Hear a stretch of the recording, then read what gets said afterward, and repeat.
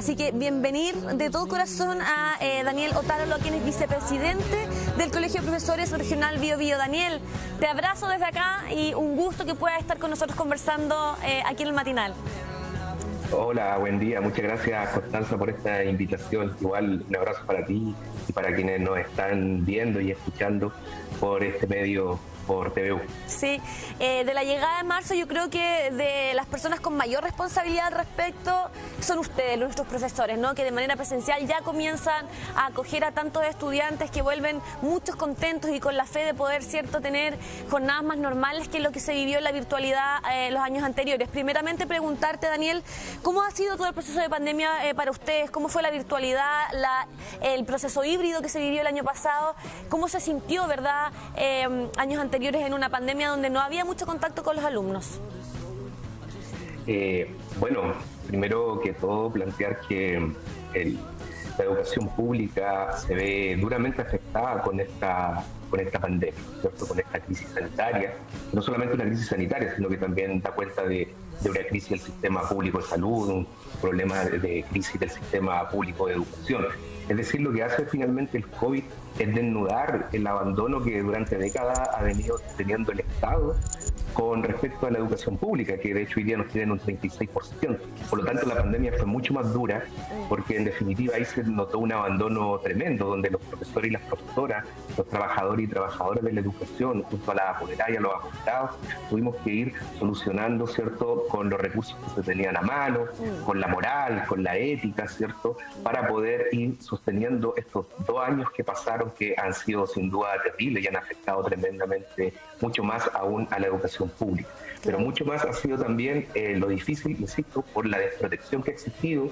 Los profesores y las profesoras no tuvimos, por ejemplo, una ley de teletrabajo, no tuvimos recursos frescos para poder, ¿cierto?, trabajar, los estudiantes no tenían interconectividad, por tanto ha sido tremendo. Y lamentablemente esto tan esperado, ¿cierto?, que ha sido el retorno, porque nosotros nunca hemos estado en contra de la presencialidad, al contrario, reconocemos como algo fundamental en el proceso de educación la presencialidad. Lo que nosotros estábamos en contra es porque no existían las condiciones y claramente a la entrada de marzo nos estamos dando cuenta que no existían las condiciones tampoco, ni sanitarias, ni estructurales, ni de mantención de establecimientos.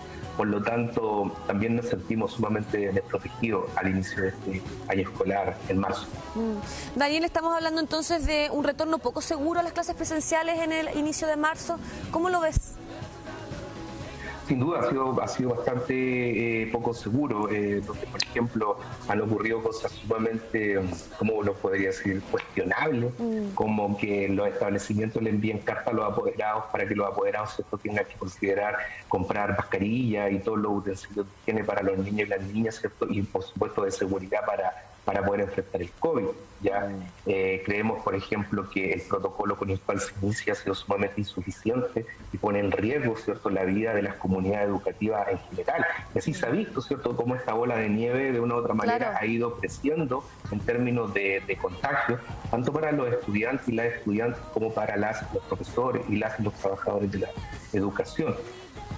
Claro, en cuanto a la organización con respecto a la vigilancia epidemiológica en conjunto con el Ministerio de Salud, ¿cómo sientes que ha ido funcionando?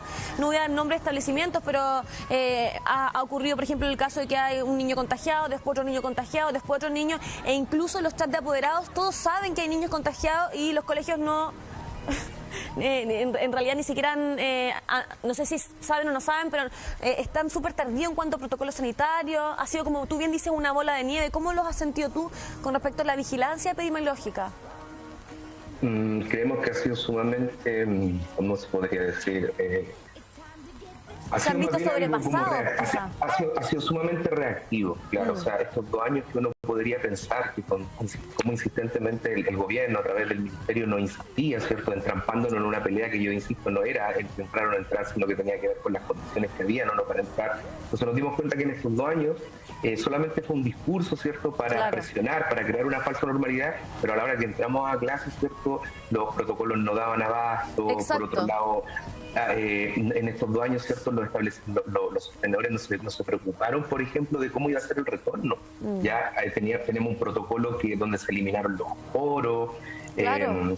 donde sigue existiendo una jornada escolar completa. ¿Qué quiere decir una jornada escolar completa? Que vamos a tener a niños y niñas, ¿cierto? Trabajadores y trabajadoras con mascarilla durante 6, 7, 8 horas continuas, ¿ya?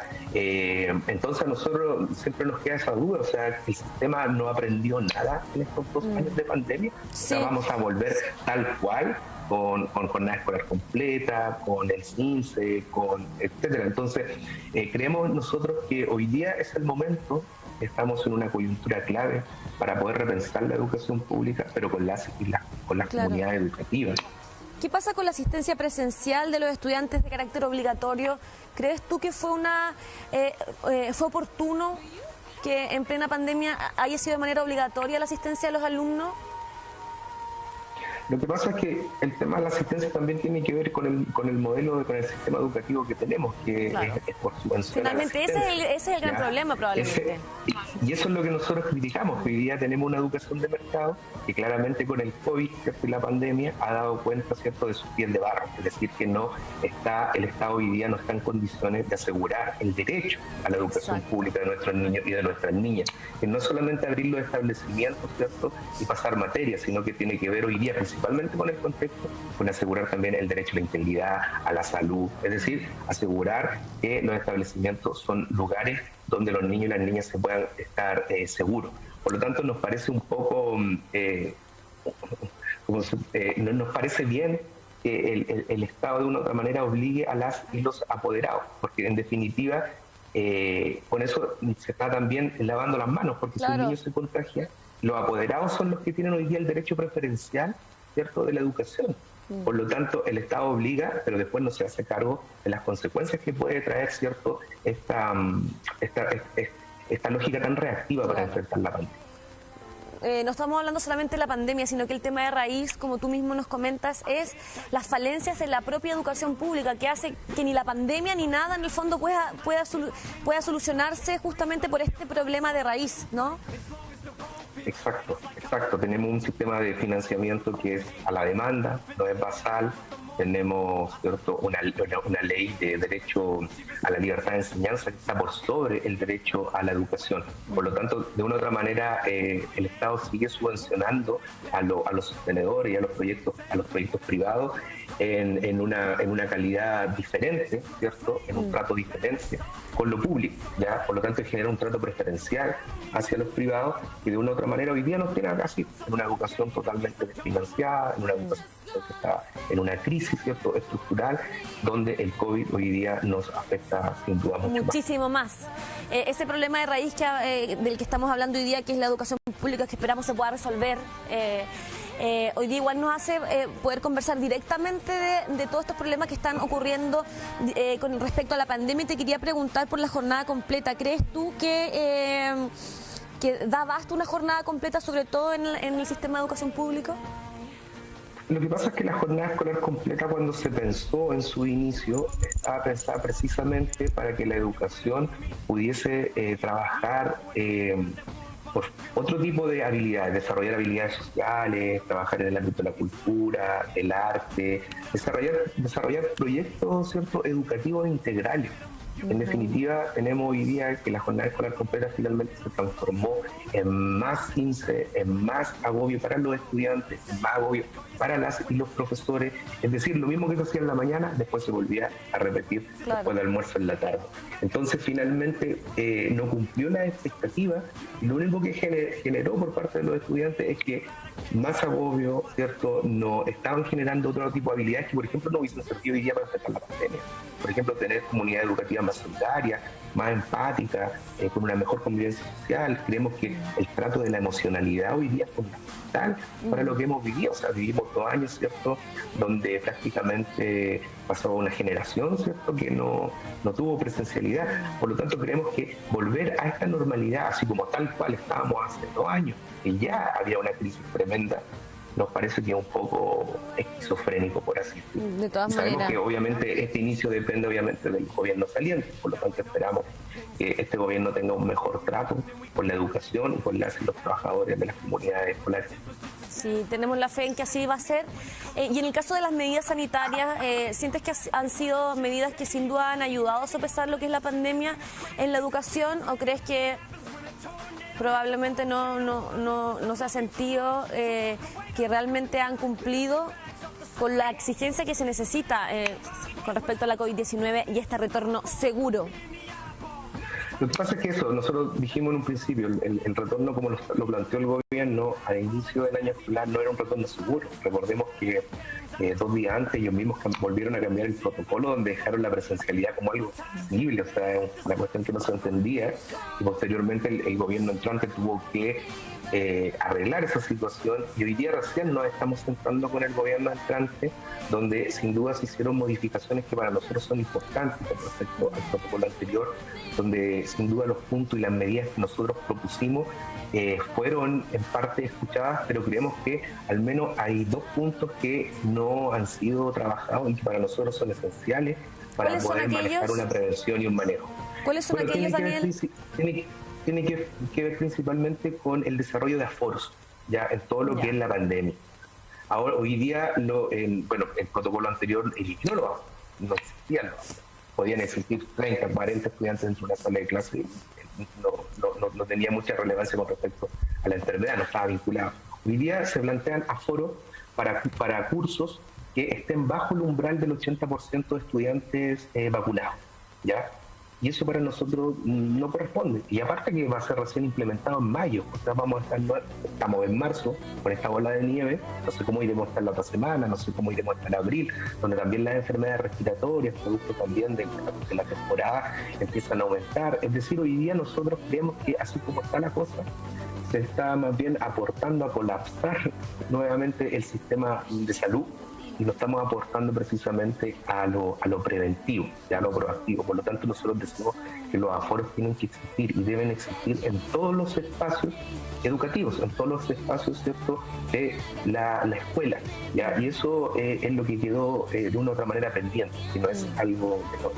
Por otro lado, no existe un protocolo hoy día para las y los profesores, para las y los trabajadores de la educación, donde, por ejemplo, nosotros nos cambiamos de sala, andamos de aquí para allá, y no existe ya no existe tampoco un seguro. Es decir, por ejemplo, si yo tengo peligro de contagio, tengo que seguir haciendo clases hasta que logro hacer un PCR, luego se demoran 2 días, incluso a veces más, en definir si tengo o no tengo curso. Y ahí te dan recién una licencia que incluso puede demorar hasta 5 días en ser emitida, porque así le ha pasado a varios colegas que ya han estado contagiados, donde finalmente no te cubre nada. Entonces el profesor tiene que estar ocupando de sus recursos, tiene que estar pidiendo días administrativos que no necesariamente son para eso, para poder tratarse la enfermedad y de una u otra manera también prevenir. O sea, para nosotros no es la idea que también andemos contagiando, por lo tanto es necesario también hoy día un protocolo y un seguro que resguarde, ¿cierto?, todo lo que son los gastos y lo que es el tema de la pandemia. Hacerse PCR no es algo barato. Luego no sabemos si a no todos nos toca de la misma forma la enfermedad, hay complicaciones que requieren otro tipo de medicamentos, etc. Por lo tanto, creemos que hoy día nos ha hecho de una u otra manera justicia con el trabajo que se ha venido realizando en estos 2 años y que todavía no sabemos hasta cuándo vamos a seguir en estas condiciones, porque tampoco depende de nosotros, de la pandemia. Por tanto, creemos que eso es sumamente importante, que tiene que ser tratado. Pero por otro lado también valoramos mucho que se inyecten recursos frescos. Esta semana quedó el ministro de decir cuántos van a ser esos recursos para que se puedan invertir en insumos. Hoy día encontramos. Eso quería preguntarte, ¿cómo han ido las conversaciones con el nuevo gobierno? El día de ayer se tuvo una conversación con el gobierno, ¿cierto? Anteriormente, la semana pasada igual, donde hicimos la presentación, cuáles eran nuestros principales puntos, donde justamente expusimos cuáles eran nuestras diferencias con respecto al protocolo anterior, y por eso hoy día valoramos, ¿ya? Y el Ministerio creemos que consideró precisamente, por ejemplo, el tema de los recursos, que es sumamente importante, ¿ya? Porque también nosotros nos hacemos la pregunta, ¿qué pasó con todos esos recursos en estos 2 años, con los cuales se hacía mantención a la escuela, luz, agua, y todo lo que implica mantener, que no es menor mensualmente? Entonces, a nosotros nos corresponde que entremos ahora en marzo y haya que estar recién desmalezando. Hay establecimientos que van a entrar recién ahora en abril, otros en mayo, porque recién están pintando la sala, etcétera. Por lo tanto, eso es algo que es bastante esquizofrénico, por así mencionarlo. Pero por otro lado, ¿cierto? Entonces esperamos que esta semana empiecen a llegar esos recursos a las escuelas y que sean utilizados para precisamente enfrentar el COVID, ¿ya? Y también creemos que es sumamente necesario lo que se planteó con respecto a la jornada escolar completa, que sea una definición que tienen que tomar las comunidades escolares, no los sostenedores, no los directores por sí solos, sino que tienen que levantar los consejos escolares, que son instancias que existen en el establecimiento, y definir y decidir en todos si es que se continúa con una jornada escolar completa, si es que va a ser así, cómo va a ser, cuáles van a ser, qué es lo que se va a trabajar ahí. Nosotros hoy día insistimos, es sumamente importante hacer un trabajo, ¿cierto?, con la emocionalidad, con lo que está pasando hoy día, con la contención, con lo que han vivido nuestros niños, nuestras niñas, nuestros jóvenes y nuestros adultos también. La educación, ¿cierto?, sabemos que tiene todas esas dimensiones, por lo tanto, creemos que nos corresponde tratar de instalar una normalidad que sabemos que no existe. Por lo tanto, hacemos una invitación al gobierno a que sigamos avanzando en conjunto con las comunidades escolares, pues ahí es donde está la mayor legitimidad de lo que pueda salir. Creemos que un protocolo que va a salvar vidas tiene que ser lo más legítimo posible. ¿Qué quiere decir eso, que sea legítimo? Que todos se sientan parte de su construcción para que después seamos responsables a la hora de poder aplicarlo. No estamos hablando de cualquier protocolo, estamos hablando de salvar vidas, de poder, ¿cierto?, mantener a nuestra sociedad más tranquila y más segura con respecto a lo que ha sido estos años de COVID. No hay oportunidad más importante que una educación digna para nuestras generaciones, así que nosotros vamos a seguir muy de cerca todo lo que vaya ocurriendo con el tema de la educación pública. Nosotros mandarles un abrazo de mucha fuerza, de mucha energía para todos nuestros profesores de Chile, que sabemos que siempre están angustiados, que siempre están, ¿cierto?, llevándose la enorme tarea que es el poder, ¿cierto?, contener a tantos alumnos que hoy día necesitan una educación digna. Así que agradecerte, Daniel Otárola, por estar en este contacto con nosotros, en este medio de comunicación que sin duda los apoya y los apoyará siempre en todo este camino. Así que ojalá nos veamos pronto para saber, ¿cierto?, de mejores noticias con respecto a la educación. Gracias, Constanza, y siempre ya un saludo a todos los profesores. Y aprovecho de informar que mañana nos reuniremos con el nuevo Ceremi de Educación de la región, donde esperamos tener mejores noticias para la educación pública de nuestro país. Ahí está la TEDU entonces para saber sobre esa importante reunión con el nuevo Ceremi. Así que un abrazo grande, Daniel, de mucha fuerza y mucha energía para todo este nuevo año 2020.